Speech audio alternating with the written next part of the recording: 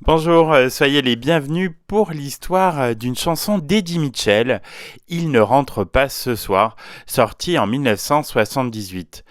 Dans ce morceau, Eddie Mitchell évoque un sujet grave, celui du licenciement et du chômage. Une chanson qui reflète les angoisses de la population à l'époque. Car à la fin des années 70, la France, en crise, compte environ 1 million de chômeurs, une situation nouvelle pour le pays après 30 ans de plein emploi. Eddie Mitchell, né en 1942 dans le 19e arrondissement de Paris, c'est le petit dernier d'une famille de 3 enfants. Son papa lui transmet sa passion pour la littérature, mais aussi et surtout pour le 7e art.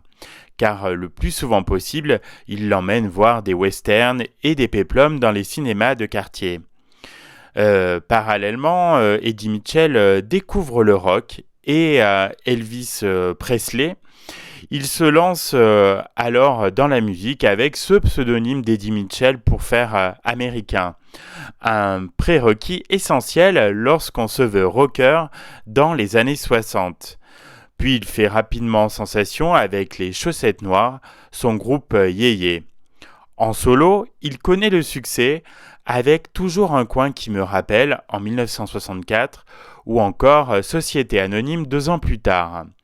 Les années qui suivent sont plus difficiles.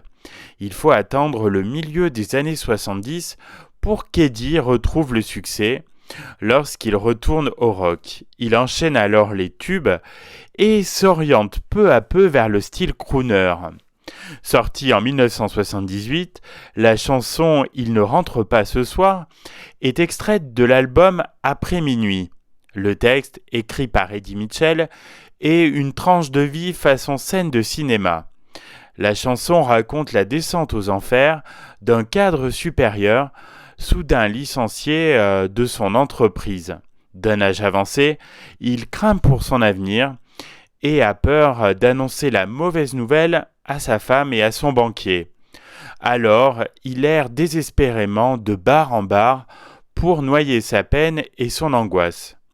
Lorsque sort sur les ondes Il ne rentre pas ce soir, la France vient d'essuyer un premier choc pétrolier en 1973. Un second l'attend en 1979. C'est la fin des 30 glorieuses. Le plein emploi laisse la place au chômage de masse, un sujet au cœur des préoccupations dans les années 70. Car si dans les années 60, il ne concerne qu'une centaine de milliers de personnes, le chômage touche 1 million de travailleurs en 1975.